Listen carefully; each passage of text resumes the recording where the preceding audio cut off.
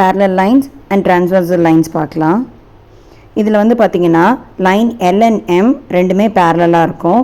Line T வந்து பார்த்திங்கன்னா அது ரெண்டையும் இன்டர்செக்ட் பண்ணும். இந்த மாதிரி ரெண்டு லைனையோ இல்லை ரெண்டுக்கு மேற்பட்ட லைனையோ ஒரு லைன் கட் பண்ணுதுன்னா அந்த கட் பண்ணுற லைனை டிரான்ஸ்வர்சல் லைன்னு சொல்லுவோம். ஸோ இங்கே கட் பண்ணுற line T, so it is called transversal line. இப்போது கரஸ்பாண்டிங் ஆங்கிள்ஸ் பார்த்துடலாம். For line L and M, line Lல் ஒன் ஆங்கிள் எங்கே இருக்கோ அதே மாதிரி லைன் Mல 5 இருக்குது.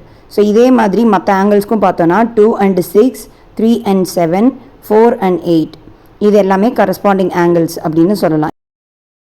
இந்த கரஸ்பாண்டிங் ஆங்கிளோடைய வேல்யூஸ் வந்து ஈக்குவலாக இருக்கும். ஆல்டர்னேட் ஆங்கிள் பார்க்கலாம். ஆல்டர்னேட் ஆங்கிள்னால் ஒரு ஆங்கிளுக்கு நெக்ஸ்ட் ஆங்கிளை விட்டுட்டு அதுக்கு அடுத்து இருக்கிற ஆங்கிள் எடுத்துக்கணும். இப்போ லைன் Lல் பார்த்தீங்கன்னா 1 நெக்ஸ்ட்டு 3, ஸோ 1ம் 3யும் பார்த்தீங்கன்னா ஆல்டர்னேட் ஆங்கிள். அதே மாதிரி லைன் Mல பார்த்தீங்கன்னா 5 and 7 ஆல்டர்னேட் ஆங்கிள்.